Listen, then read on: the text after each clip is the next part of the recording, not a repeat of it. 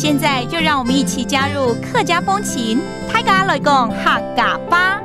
Yo, it's time for another edition of Practical Hakka on ICRT. Hello, 你好，大家好，我是 Alice Pong. Hello, 你好，大家好，我是 Joseph Ling. And this whole month, we're teaching you the phrase and scenarios where maybe you've done something or been somewhere for the first time. 第一次。T100 Okay, that means the first time.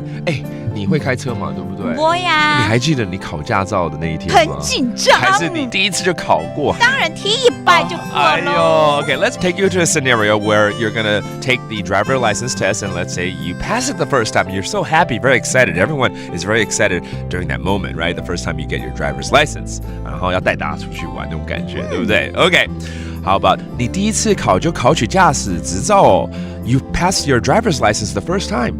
T100 考。T100 考。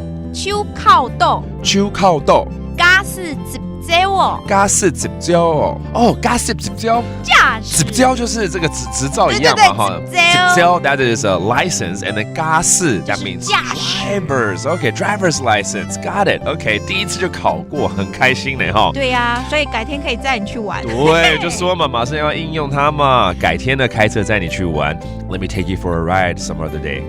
人日视察的。人日視察的。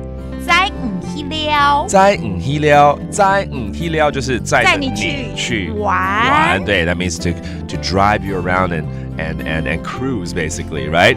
改天啊，人日 that means another day， 改天的意思了哈。为什么不就今天就好了哈？因为要熟练一点才看出去。还是改天好了。对，那就等你熟练了再说吧。Wait until you're a little bit more familiar with the roads, okay? 好。等5連熟嘞。等5連熟嘞。张讲好。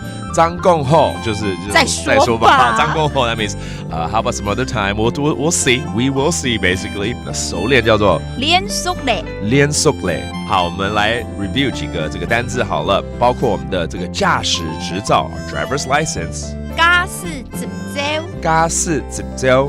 Okay. 改天 that means another day. 人日。And to practice 要练熟啊，哈，练熟了。練熟嘞。練熟嘞 that means to practice until you're perfect, maybe. All right.